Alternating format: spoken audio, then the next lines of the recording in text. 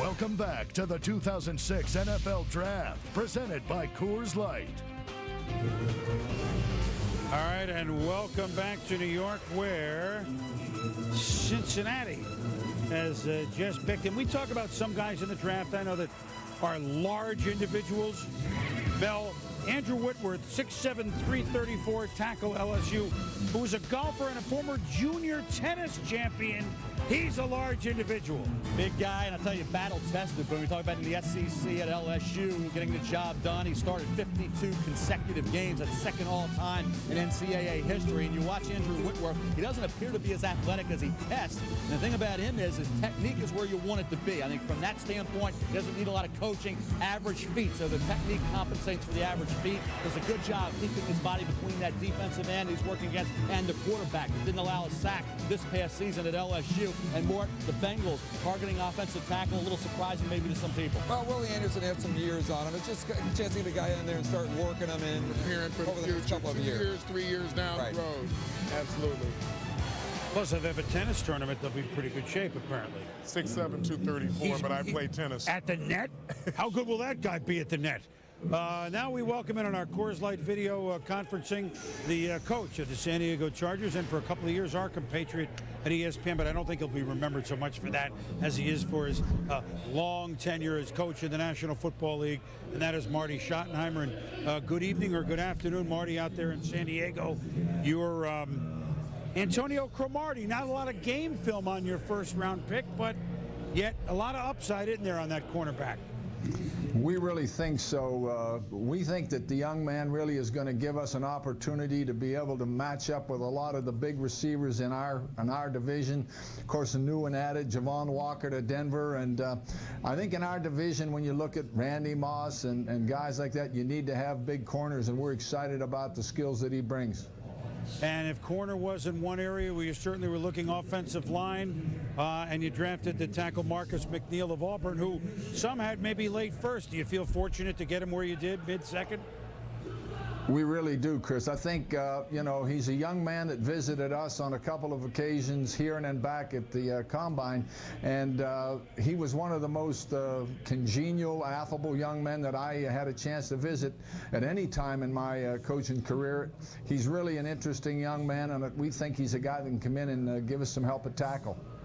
Marty, of course, the big question this year with the Chargers, who were so close to the playoffs last year, now you begin in earnest the Phillip Rivers era at quarterback. What can we expect from him? He sat for about 2 years, but you've watched him. What will he be like as starting quarterback of your team? You know, I'll tell you, I'm very excited about it. We think that what's going to happen here is we're going to get him in a situation where we have a chance early on in the preseason to determine the things that he's ready to do, and I think they are many. Our ideas, we're going to work at the running game a little bit more, but, you know, the last 2 seasons, even though he didn't play, he worked very, very diligently. He's extremely bright. He's got great instincts, Chris, and I think that he's going to be able to step forward early for us. So this is like the old days, right, Coach, where you would sit for a couple of years and then get your chance. Therefore, he's not a pure rookie. Can you guys be a 10, 11, 12, 13 game winning club with him? Well, I would say the parallel here might be Bernie Kosar, because they are similar, I think, intellectually and from the standpoint of their ability to throw the football effectively. And we had considerable success back in Cleveland with Bernie, and he didn't have, of course, the benefit of the 2 years that Phillip has had as far as these past couple of years. So we think that those parallels speak very positively for us.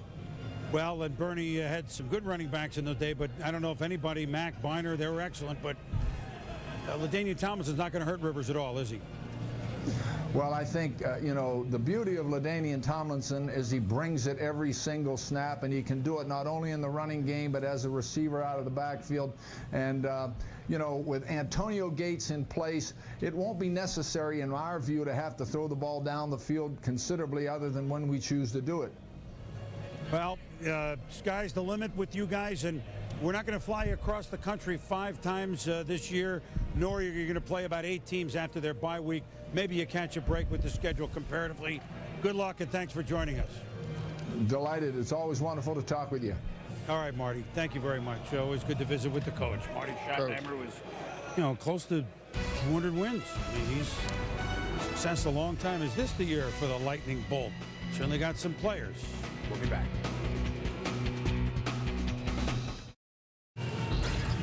Look at some of the top players still on the board at this point. It's the other cornerback position. Ashton Ubode from Ohio State. You talk about a kid who has upside. Ashton Ubode does. No question about that. Had some struggles in coverage this year, but I thought it could be a late first-round pick. Here's a 6'7.5" tight end with 4.6 speed, and Leonard Pope. You have to believe he's going to be off the board in the second round. Brian Calhoun, transfer of Colorado to Nebraska. You talk about it, of course, the Wisconsin, not Nebraska, the Wisconsin in the Big Ten, and put up huge numbers. Now, he tailed off a little bit late in the year. Was at Colorado, as I said, looked like he was going to be a great back out there at the Buffaloes. And in that one season, I thought did enough of a job there to be a second-round pick. Baltimore, they went in the trenches early for defensive tackle Haloti Ngata. Come back in round 2 and go for Chris Chester, a former tight end, majority of his career at Oklahoma, moved inside to center and guard this past season. Athletically, he is as good as it gets. Offensive line coaches, they can translate that athleticism into quality play up front. You knew you had yourself a good football player. His combine workout was superior. There were those that even thought he could maybe be a reach in the late first round. Here the Ravens get him at pick 56 in round 2. As I said, a gifted athlete, ran 4.88. And the thing about Chris Chester is his weight, it increased from 277 to 286 and to 303 at the combine, yet he seemed to get a little faster. So here's a former tight end, limited experience at both center and guard. But for the Ravens, who had problems in the interior of that offensive line, that's where they need help. They got Jason Brown, second-year guy, coming back, Adam Terry at right tackle, but they need somebody at center or guard that can get that position elevated from where it was last year when it was a major weak link. Well, if you're tuning in late, they took the huge nose tackle Ngata from Oregon to maybe off of what Ray Lewis said, I need some help, or maybe they just need that sort of player anyway, whether Ray spoke up or not. Now, the quarterback position for the Baltimore Ravens, which has been Kyle Bowler, it's been a come on kind of situation. A couple of good games and So, the draft's going to end on Sunday night. At which point do we hear, and will we, see Steve McNair, a possibility and a strong possibility that his days with Tennessee, as the face of that franchise, let's face it, since they moved over there, possibly be a member of the Baltimore Ravens.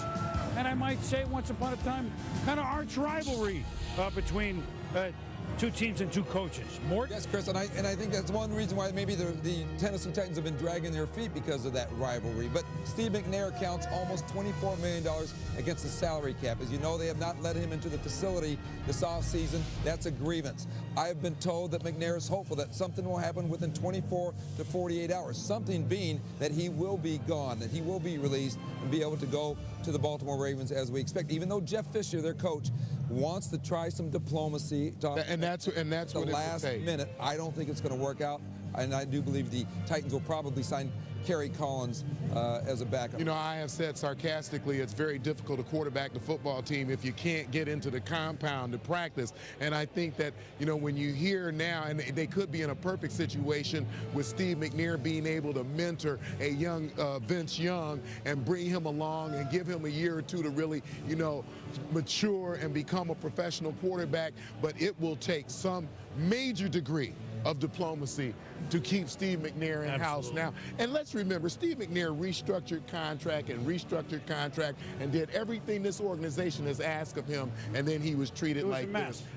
He has been treated unlike we have seen any quarterback who's been the face of his organization. We have not seen the likes of this. But he has worked out with Vince Young in the past, and if it can work out, that'll probably be as good a situation as any. But Steve McNair, hey, he feels he still can play football for another 2 or 3 years. And I'm sure Vince Young, he'll be looking to get on the football field real soon. But Steve has pretty much told the Titans he has no interest in mentoring his successor. Angry. And he's angry. They are friends. He believes he can still play at least 2 or 3 more productive years. It's a sign of the times, but it will be unfortunate to see Steve McNair play for anybody other than the Tennessee Titans, and you're telling us that that's a distinct possibility. We'll be back.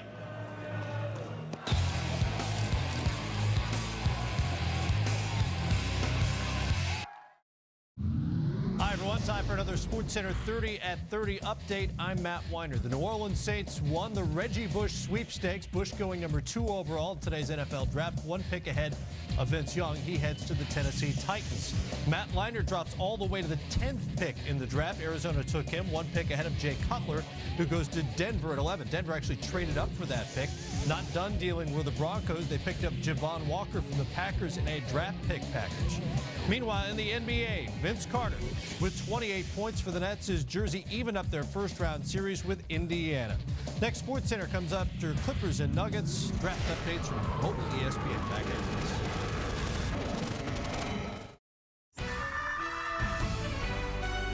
2006 draft rolls on right here on ESPN. Trey Wingo here in the NFL Live set as we continue to plow our way through round 2. Joined now, courtesy Coors Light video conferencing, by the new head coach of the Cincinnati Bengals, Marvin Lewis. Marvin, before we get to your draft picks, what can you tell us about where quarterback Carson Palmer is right now in his rehab? Well, we're really pleased with where he is right now, Trey. It's been going along very well, probably you would say ahead of schedule, and so we're anxious. He's anxious to get out there and do some stuff on the field, and maybe in June we'll allow him to do some of the offensive installation. We'll just keep those guys with other colored jerseys away from him. Well, they tried to change the rules to make sure that wouldn't happen again this season. Are you comfortable with the quarterbacks you have on your roster if he's not ready to go by week 1? Yeah, we really are. Anthony Wright, Doug Johnson, Craig Krenzel. So we're pleased with those guys. We just got Anthony signed about a week ago, and he spent this last weekend here in overtime and really worked his tail off all week long to get caught up. And our guys have begun to get out on the field and do some work now. So we're really happy with where we are right now. Well, as Boomer noted earlier on the draft, sort of unusual to see the Bengals picking 24th, usually picking higher.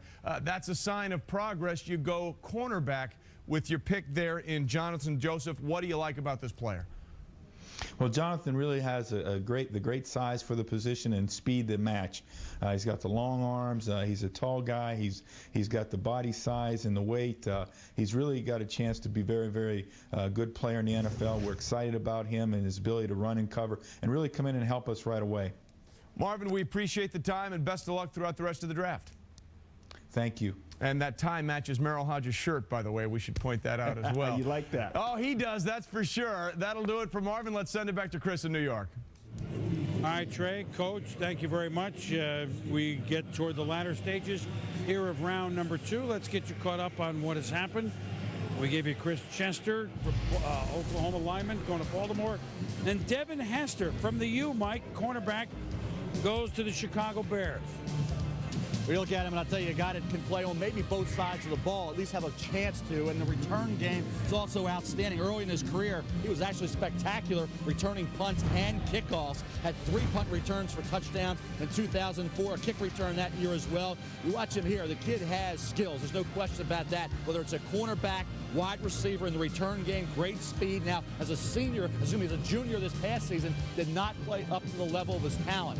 Didn't make game-changing plays, seemed to lose his confidence, had a hamstring injury, cost him a start in 1 game. So here's a kid who was expected to really materialize as maybe even a Heisman Trophy candidate this past season. He was anything but that. Well, a very average, disappointing performer, but he's got skills. They think, I'm talking about the Chicago Bears, I'm sure that he can maybe be a factor in the secondary, definitely in the return game. He was actually graded out as one of the top return men in this draft. Daniel Manning, also a real good special teams player and a versatile defensive back, the early second-round pick of the Chicago Bears. So 2 DBs potentially coming into the fold, although Hester, Chris, could maybe see some time or be tried at a wide receiver position. Interesting. Devin Hester, 2 DBs. Devin Hester is as talented player there is in this draft. Now, it's just a matter of, is he willing to work to really make all of that materialize into the type of player he can be? And Lovie Smith can help him do that. And I think he got away from that last year, Mel. The ability to just work and produce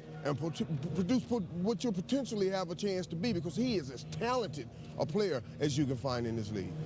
2 DBs by Chicago. I mean, I understand that... Steve Smith, right. Steve Smith. Of course, they signed Manning. Run. They can at least chase him down and tackle him, I think. Well, they signed Ricky Manning, but that didn't quite turn out to be right. After they signed him to an offer sheet, that was a change of scenario. Well, he's still going to be a Bear, though, yes, despite the arrest. He's still going to be a Bear, no question. And so Devin, Hester, Chicago, then Carolina, speaking of which, where Manning came from, takes quarterback from Fresno State, Richard Marshall. And this is the point of the draft where I must admit, we go, so Richard Marshall, cornerback Fresno State to Carolina. Mel?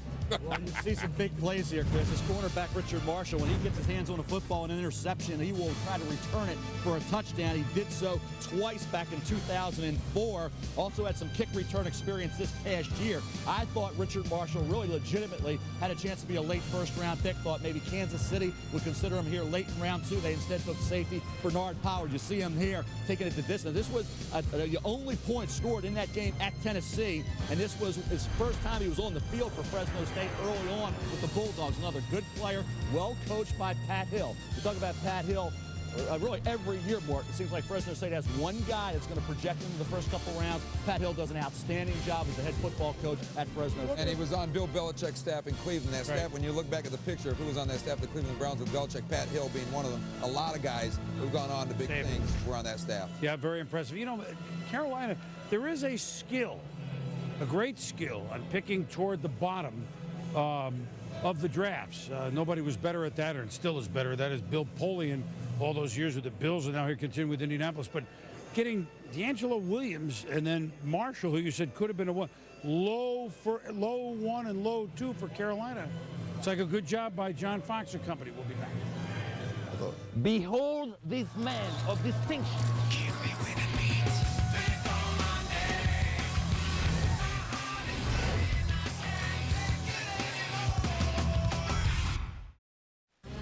Noble, versatile, elusive, the man of speed, Vince Young.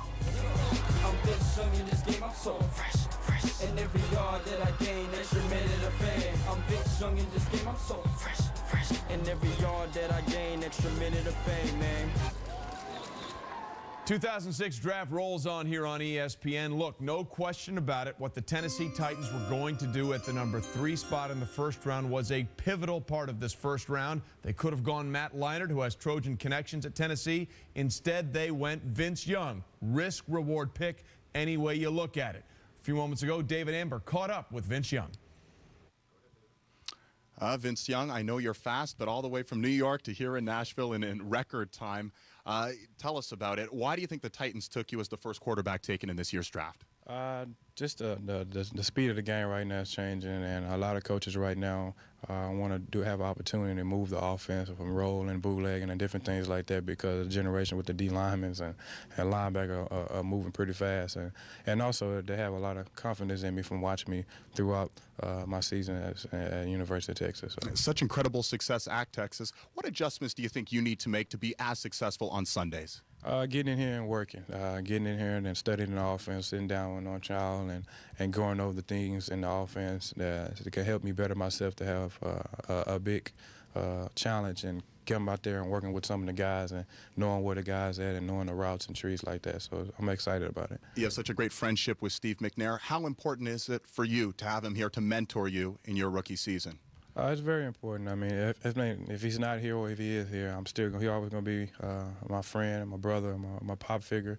I always know he's going to be helping me any time. But if he is here, it's going to be exciting to sit in there in meeting rooms and go out there on the field working with him, getting myself prepared to play. As the draft process went on, your stock kept rising and rising and rising. What kind of misconceptions did you have to clear up about one Vince Young? I mean, a lot of guys say I couldn't drop back from underneath the center, so I wanted to show the coaches when I got underneath the center and working out at the pro days or working out for the teams that I could make them throw downfield, set my feet, and things like that. And I think I did a pretty good job with it. A 2-time Rose Bowl MVP, a great college career, and they hope a great pro career here in Tennessee. Thank you very much, Vince Young. Now over to Rachel Nichols in Houston. Here with Mario Williams, fresh off his ride in the private plane to Houston. Of all the things you've gone through in the last 24 hours, when did it really sink in for you? I'm the #1 pick in the draft.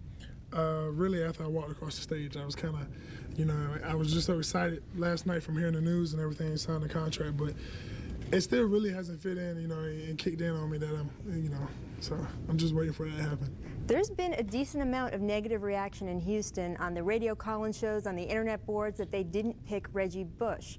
What do you have to do to prove to people that you're the right pick for this team? I mean, I'm going to come out and make plays immediately. I'm going to be an impact player, and I'm going to help the team win, help go to playoffs, Super Bowl, things like that. So, I mean, for as far as the negativity, I mean, it's going to come along with everything. No matter what you do, you're going to have some type of negativity. So I'm really not worried about that. I'm just worried about getting on the team and making plays and helping them out.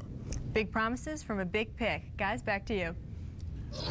All right, Rachel, Mario, thanks very much. Joined here by Mark Schlereth. Look, Mario Williams being picked #1 overall was sort of the surprise move before the draft even began when Reggie Bush had so much pub, Mark, going into this. You've had a chance to study Mario Williams. What do you like most about what he can bring to the NFL? I think #1, anytime you look at a defensive lineman, do you have natural pass rush ability and hands to create separation and to get yourself loose to the quarterback? And when I watch Mario Williams, I see a guy that plays with great hands. We're going to watch a little bull rush here, but it's a one-arm bull rush. Now look at, as you get into the body, you have no body exposed on yourself because you've got the one-arm bull. Look at him drive back. Now separate with the hands and be relentless. No sack there, but pressure, making a quarterback move around, readjust. Again, we just saw the one-arm bull rush. Now let's go to the two-arm bull rush, show him, and now what are we going to do? Use our hands to create separation. Here's a swat, jerk, swim underneath, a little rip move underneath, right there. Look at the hands, boom, disengage, get under, and again, pressure on the quarterback. The thing about pressure on a quarterback, it's not necessarily sacks. It's about being able to get on people and make sure you alter throws. Now he moves down to the defensive tackle position. Great hands. You see the swat. You see the rip move underneath. That shows me he can play in nickel from the inside and still get pressure. Mario Williams is a very special player with very special hands, Trey, and he can create that separation and get to the quarterback. Well, take a look at this list now, Stink, of defensive ends selected first or second since '85. Julius Peppers, tremendous. Bruce Smith, tremendous. Neil Smith, horrendous. Steve Entman, hurt. Courtney Brown, never panned out. Where will Mario Williams end up on this list? On the plus side or the negative side? He's definitely going to be a plus side player for the Texans because he is so long, he is so linear, and he does so many things well. And when you think about that, when you think a guy can play multitude of positions, defensive tackle, defensive end, he also can drop back in zone blitz schemes. This is a guy that gives you a lot of different options if you're the Houston Texans. But it begs the question now. They had 3 first-round picks off that defensive line from North Carolina State. Was he good because Manny Lawson and John McCargo were there, or were McCargo and Manny Lawson better because Mario Williams was there? 6'7", 295, long arms, and an athlete. You can't coach that. You either are that or you're not, and he happens with all those statistics. Now, throw the statistics aside, he happens to be a very good football player. Well, as you've said on more than one occasion, he might just be a football playing Jesse. No question about that. Hey, how important is the draft? Everybody's tuning in. How about Rasheed Wallace of the Pistons? I think they've got something coming up in just a little bit on ESPN. Playoff game against the Bucks. They're still watching the draft.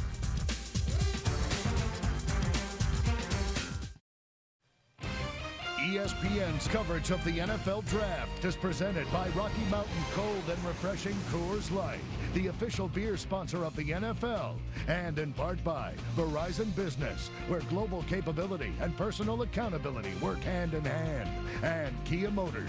Kia, the power to surprise. Kitty cats, that's what they want. Welcome back in the latter stages of the second round, and this is a football name, Jeremy Trueblood.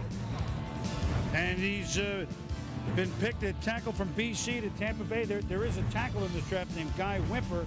He's a good player, but doesn't sound like a football name. Jeremy Trueblood, Mel. That's some football. 6'8", 319 pounds. You look at him, he started the final 20 games of his college career at left tackle, and I thought he did a decent job. He's experienced, he gets some movement, he can assist the running game. There's no question about that. Now, certainly in Tampa Bay, they blood. He has that fiery streak. I'll tell you, he brings that defensive mentality to the offensive tackle spot. The quick defensive ends, you get that leverage. Those 6'2", 6'1" defensive ends, you get low and get that leverage advantage. They may present some problems at the pro level, but we're still talking here late second round. And now you see guys like Maurice Drew come off the board and Tony Scheffler, guys that can help those teams at areas that they need. Backup running backs, punt returns for Drew, and Tony Scheffler catching the football for the Denver Broncos. You look at Tampa Bay adding offensive linemen. Devin, Joseph, you're talking about a guy who I think in the NFL will certainly be a guard. He played left tackle this year and struggled, but he was a guard at Oklahoma and did a good job at that spot. Some teams thought he could be a guy that certainly has a chance to be a big-time player in the NFL. This is now the second-round pick for Jacksonville. This is Maurice Drew. And, you know, Fred Taylor playing, but you never know. Jones is back a little bit, but at the bottom of the first year, they had the big tight end they picked, Mellon. Now Drew, who could have gone top second. Agree? I really thought if Indianapolis opted away from running back and took a DB in the first round, that they would have looked at Maurice Drew in the second. And ironically, he goes 2 picks before the Colts are up. But I think Maurice Drew, you talk about football players, I know that's what Bill Polian gets in Indianapolis, those shorter, compact players like Bob Sanders, Dwight Freeney, Robert Mathis. And as a running back, that's what Maurice Drew is, 5'6½", 210 pounds. Watch him here, punt return ability. He averaged 29.1 yards of punt return, 3 of which he took back for touchdowns. Caught 18 passes out of the backfield. Strong, low base. He ran a 4.41 here at the combine. That's something you look for in a backup running back, a situational running back, a punt returner who can also catch the football. Maurice Drew, late second round. A good pick here. As I said, Indianapolis, they wouldn't have taken a running back in the first. They have been looking here at Maurice Drew, and you look at the situation they had in the first round, looking at a tight end like Mercedes Lewis. That's something they needed, a pass-catching tight end. That's what Mercedes Lewis potentially can be, provided his speed and his separation ability at the pro level is good enough. I thought he was silenced late in the year. Senior Bowl practices, Mercedes Lewis did not distinguish himself, but he's a huge tight end, has the frame to present a heck of a target in that passing game. And Lewis and Drew can shop for a house together because, you know, they're teammates from college, and hopefully they get along. They're going to another coast in Jacksonville. By the way, Tony, Fred Taylor, you know, Fred Taylor is fitting he plays for the Jacksonville Jaguars because, you know, he looks great running, but he's always in the shop, just like a Jaguar. So this is a good pick for the Jacksonville Jaguars. There goes your he's nuts. Your advertising campaign. I had to get that in. By the way, Tony Scheffler, tight end, taken from Western Michigan by Denver, which gives the scoreboard Western Michigan 2, Michigan nothing. That's odd. A couple players that...